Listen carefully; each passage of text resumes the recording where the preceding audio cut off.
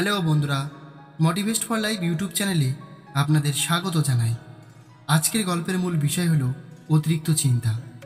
বন্ধুরা, অতিরিক্ত চিন্তা মানুষকে মৃত্যুর পথে ঠেলে নিয়ে যায়। আমাদের মধ্যে বেশিরভাগ মানুষ এমন আছেন যারা অতিরিক্ত চিন্তার মধ্যে দিন যাপন করেন, ভবিষ্যৎ নিয়ে দুশ্চিন্তা করেন, যার ফলে তারা নিজেরাই খুশি থাকতে ভুলে যায়। তাই আপনিও যদি এই ধরনের মানুষ হয়ে থাকেন, তাহলে বৌদ্ধ সন্ন্যাসীর এই গল্পটি মন দিয়ে শেষ পর্যন্ত শুনুন। আর গল্পটি ভালো লাগলে লাইক, শেয়ার এবং সাবস্ক্রাইব করতে ভুলবেন না। তো চলুন বন্ধুরা, গল্পটি শুরু করা যাক।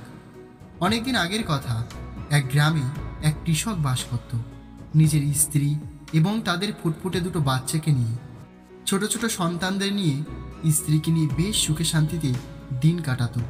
সেই কৃষকের অন্যের জমিতে চাষাবাদ করে বেশ ভালো টাকা উপার্জন করত সেই কৃষক। এছাড়াও সেই কৃষকের দুটি গরুর গাড়িও ছিল। সময় বিশেষে সেই গরুর গাড়িগুলোকে নিয়েও সে ভাড়া খাটতে বেরোতো। সব মিলিয়ে কোনো চিন্তা তার থাকার কথাই ছিল না। অথচ সেই কৃষকের সব থেকে বাজে একটি অভ্যাস ছিল, অযথায় কারণে অকারণে ছোটোখাটো ব্যাপারে নিয়ে চিন্তায় পড়ে যাওয়া। তার এই অযথা চিন্তাভাবনায় কৃষককে ধীরে ধীরে মৃত্যুর মুখে ঠেলে দিচ্ছিল। কোনো কারণ ছাড়াই সর্বক্ষণ সে চিন্তিত হয়ে থাকত। সে অনেক চাইতো এই অবস্থা থেকে বেরিয়ে আসতে। কৃষকের স্ত্রী যখন কৃষকের এই সমস্যাটার কথা বুঝতে পারে, তখন তার স্ত্রীও ভীষণ পরিমাণে চিন্তিত হয়ে পড়ে কৃষককে নিয়ে। যদিও বা কৃষক নিজেই চাইতো বিনা কারণে চিন্তা না করতে, কিন্তু সব কিছু থাকা সত্ত্বেও না জানি কোথা থেকে তার মনে ভুলভাল চিন্তাভাবনা চলেই আসতো। সে রোজ সকালবেলা উঠে মাঠে চলে যেত কাজ করার জন্য। মাঠে গিয়ে কাজ করতে করতে হঠাৎই যেন তার মনে হতো, যদি বৃষ্টি হয়ে বন্যা চলে আসে তাহলে কি হবে। এছাড়াও সে ভাবতো, যদি খরার সৃষ্টি হয় তখন কিভাবে সে সংসার চালাবে। গরুর গাড়ি নিয়ে ভাড়া খাটতে বের হলে তখন ভাবতো, গরুর গাড়িটা যদি নদীতে পড়ে যায় আর গরুগুলো যদি মারা যায় তখন কি হবে। গরুগুলো যদি হঠাৎ অসুস্থ হয়ে পড়ে তাহলে কি হবে। আবার নিজেকে নিয়ে ভাবতো, আমি যদি হঠাৎ করে একদিন অসুস্থ হয়ে মরে যাই তাহলে আমার স্ত্রী আর ছোট ছোট বাচ্চা দুটোর কি হবে। এই সকল আজে বাজে চিন্তাভাবনা কৃষকটিকে সবসময় ঘিরে বসে থাকতো। এর ফলে সে নিজের হাসি খুশি জীবনটাকেও নষ্ট করে দিচ্ছিল নিজের হাতে।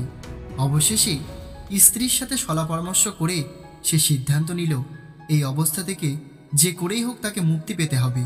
এই জন্য সে গ্রামের শেষ দিকে অবস্থিত একটি বৌদ্ধ আশ্রমে গেল।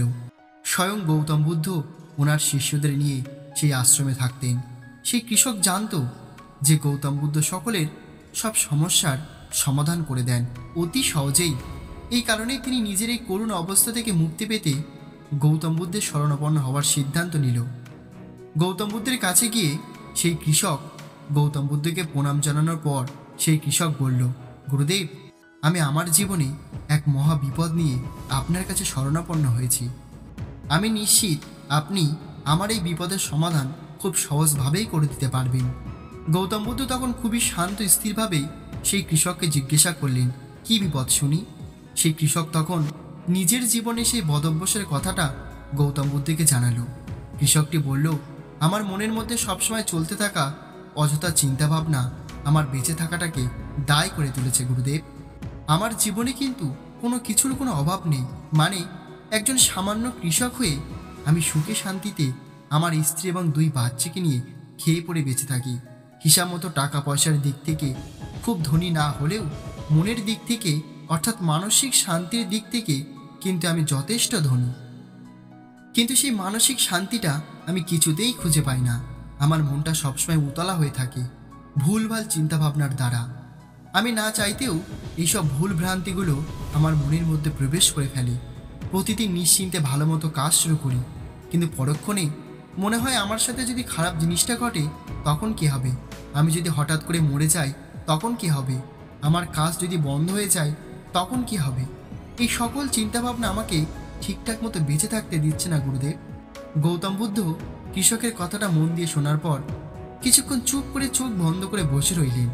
তারপর চোখ খুলে সে কৃষককে বললেন, আমি নিশ্চয়ই তোমার সমস্যার সমাধান করব, কিন্তু তার আগে তোমাকে আমার এখানে কিছুক্ষণ বসে অপেক্ষা করতে হবে। গৌতম বুদ্ধের কথায় সেই কৃষক সম্মতি জানিয়ে সেখানেই গৌতম বুদ্ধের কাছে বসে চুপচাপ অপেক্ষা করতে লাগলো। অপরদিকে গৌতম বুদ্ধ চুপ করে ধ্যানে বসলেন। কৃষকটিও গৌতম বুদ্ধের সামনেই বসে রইলেন, ওনার দিকে তাকিয়ে। এর প্রায় মিনিট 10 পর গৌতম বুদ্ধ নিজের চোখ খুললেন এবং নিজের এক শিষ্যকে ডেকে পাঠালেন নিজের কাছে। শিষ্যটি আসার পর গৌতম বুদ্ধ শিষ্যটিকে উদ্দেশ্য করে বললেন, আমার জন্য এক বাটি গরম দুধ এনে দাও। গৌতম বুদ্ধের কথা শুনে সেই শিষ্য তৎক্ষণাৎ গিয়ে গৌতম বুদ্ধের জন্য এক বাটি গরম দুধ নিয়ে পুনরায় হাজির হলেন গুরুদেবের সামনে। তখন গৌতম বুদ্ধ সেই শিষ্যটিকে আদেশ দিলেন দুধের বাটি ওনার সামনে রেখে চলে যেতে। শিষ্যটি প্রভুর কথা অনুযায়ী তাই করল। এরপর গৌতম বুদ্ধ আবারও ধ্যানে বসলেন। এইভাবে প্রায় 1 ঘন্টা কেটে যাওয়ার পর গৌতম বুদ্ধ হঠাৎই চোখ খুলে মাথায় হাত দিয়ে বসে রইলেন। ওনাকে দেখে মনে হচ্ছিল যেন ভীষণ চিন্তায় পড়ে গেছেন কোনো একটা ব্যাপার নিয়ে। তারপর একবার তিনি নিজের দাঁত দিয়ে নিজের জিভ কাটছেন, যেন খুব বড় কোনো ভুল হয়ে গেছে ওনার দ্বারা। তারপর আবার একবার মাথায় হাত দিয়ে চিন্তা করছেন কিছু একটা, আবার একবার গালে হাত দিয়ে কিছু একটা ভাবছেন।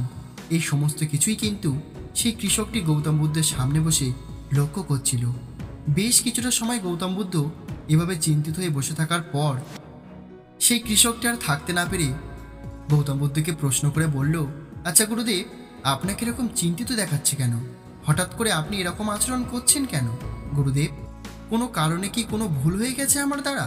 কৃষকটি যখন এই কথাগুলো বলল তখন গৌতম বুদ্ধ কৃষকটির মুখের দিকে তাকিয়ে ওনার পাশে রাখা সেই এক বাটি গরম দুধটাকে উদ্দেশ্য করে বললেন, আমি এই এক বাটি দুধ নিয়ে ভীষণ চিন্তায় পড়েছি। কৃষকটি তখন অবাক হয়ে গৌতম বুদ্ধকে প্রশ্ন করে বলল, কেন গুরুদেব, এই এক বাটি দুধ নিয়ে আপনার চিন্তার কারণটা কোথায়? গৌতম বুদ্ধ তখনও বেশ চিন্তিত অবস্থায় কৃষকটিকে বললেন, জানি না কেন আমার হঠাৎই মনে হচ্ছে এই দুধটা যদি নষ্ট হয়ে যায় তাহলে কি হবে? আমি যে কাজের জন্য এই দুধটাকে আনিয়েছি সেটা তো আর হবেই না। আবারও ভাবছি, আমি যখন চোখ বন্ধ করে ধ্যান করছি তখন যদি কোনো বিড়াল এসে এই দুধটা খেয়ে চলে যায় তখন কি হবে? তখন তো আমার কার্যসিদ্ধি হবে না। আবার ভাবছি, এই দুধের মধ্যে যদি কোনো কীটপতঙ্গ পড়ে যায় তখন কি হবে?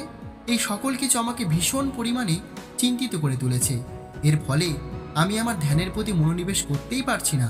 কৃষকটি তখন গৌতম বুদ্ধের কথায় হেসে উঠল। তারপর গৌতম বুদ্ধকে উদ্দেশ্য করে বলল, গুরুদেব, এই দুধের বাটিটা নিয়ে তো আপনার অযথা চিন্তা করার কোনো কারণ নেই। গুরুদেব, কোনো বিড়াল যদি দুধ খেয়েও নেয় বা এই দুধটা যদি খারাপ হয়েও যায় তাহলে আপনি এরকম আরও দুধ পেয়ে যাবেন। আর তাছাড়া আপনি যে সকল ব্যাপারগুলো কল্পনা করছেন সেগুলো তো আদৌ ঘটেনি। না তো বিড়ালে দুধ খেয়েছে আর না তো দুধটা খারাপ হয়েছে, এটা তো এখনো এখানেই রয়েছে। আপনি চাইলে এখনই এটার দ্বারা কাজ করতে পারেন। অযথা চিন্তা করে আপনি নিজের বিভ্রান্ত করে তুলছেন গুরুদেব। এই কথা শুনে গৌতম বুদ্ধ হাসতে লাগলেন। তারপর তিনি কৃষককে উদ্দেশ্য করে বললেন, আমিও তো তোমাকে এটাই বোঝাতে চাইছি। ভবিষ্যতের চিন্তা ভাবনা করে তুমি তোমার বর্তমানটাকে নষ্ট করে দিচ্ছ। তুমি যে সকল কথাবার্তাগুলো চিন্তা করো সর্বক্ষণ সেগুলো ঘটার থেকে না ঘটার সম্ভাবনাটাই কিন্তু বেশি। তাও তুমি সেই ভবিষ্যৎ সংক্রান্ত দুশ্চিন্তাগুলো ক্রমাগত করেই চলেছ। আর যদি তোমার সাথে খারাপ কিছু ঘটেও যায় তাহলে মনে রেখো সেটা কিন্তু কখনোই চিরস্থায়ী নয়। যেটা তুমি একবার অর্জন করার ক্ষমতা রাখো সেটা কিন্তু দ্বিতীয়বার অর্জন করার ক্ষমতাও তোমার মধ্যেই রয়েছে। আর যদি সেটাও না পারো কোনো সমস্যা নেই, কারণ জীবনে সমস্যা আসলে সমস্যাগুলোর সাথে মোকাবেলা করার ক্ষমতা নিজের থেকে চলে আসে। এই কথাগুলো শোনার পর কৃষকটি নিজের ভুল বুঝতে পারে। ওনার মনে হয় যেন ওনার চোখে আঙুল দিয়ে কেউ ওনার ভুলগুলোকে স্পষ্টভাবে ধরিয়ে দিল। এরপর কৃষকটি গৌতম বুদ্ধের পায়ের কাছে লুটিয়ে পড়ে বলল, গুরুদেব, আপনি খুব সুন্দরভাবে আমাকে আমার জীবনের করা ভুলগুলো ধরিয়ে দিলেন। এই জন্য আমি আপনার কাছে চিরকৃতজ্ঞ। আর আমি আপনাকে কথা দিচ্ছি, যেগুলো আমার জীবনে ঘটেইনি বা কখনো নাও ঘটতে পারে সেই সকল নেতিবাচক চিন্তাভাবনা আমি কখনোই আমার মনে আর আনতে দেব না। এই কথা বলার পর কৃষকটি সেখান থেকে নিজের বাড়ি ফিরে আসে এবং ওনার বাকি জীবনটা সুখে শান্তিতেই কাটিয়ে দেয়। তো বন্ধুরা, অতিরিক্ত চিন্তা দূর করতে আজকের গল্প থেকে শিক্ষা নিয়েও 3টি কথা সর্বদা মনে রাখুন। প্রথমত, নিজের মনকে সবসময় ইতিবাচক চিন্তাভাবনার দ্বারা ভরে রাখতে হয়, যাতে নেতিবাচক কোনো চিন্তাভাবনা আমাদের মনে প্রবেশ করতে না পারে। দ্বিতীয়ত, ভবিষ্যতে কার সাথে কী ঘটতে চলেছে সেটা আমরা কেউ জানি না, কাজেই আগের থেকে ভবিষ্যৎ পরিকল্পনা করে নিজের বর্তমানটাকে নষ্ট করে দেওয়া কোনো মানেই হয় না। আর সর্বশেষ তৃতীয়ত, আমরা যদি আমাদের মস্তিষ্ক দিয়ে কোনো একটা কাজ বারবার করে ফেলি, তাহলে আমাদের মস্তিষ্ক সেটাকেই আমাদের অভ্যাসে পরিণত করে দেয়। তো বন্ধুরা, আশা করি এই ছোট্ট গল্পটি থেকে আপনি কিছু শিখতে পেরেছেন। আর আপনি যেটুকুই শিখেছেন তা কমেন্ট করে অবশ্যই আমাদের জানাবেন। আর গল্পটি ভালো লাগলে লাইক, শেয়ার এবং সাবস্ক্রাইব করতে ভুলবেন না। আর গল্পটি শেষ পর্যন্ত শোনার জন্য আপনাদের অসংখ্য ধন্যবাদ জানাই। ভালো থাকবেন, সুস্থ থাকবেন। আবারও আসবো আগামীকাল নতুন একটি গল্প নিয়ে।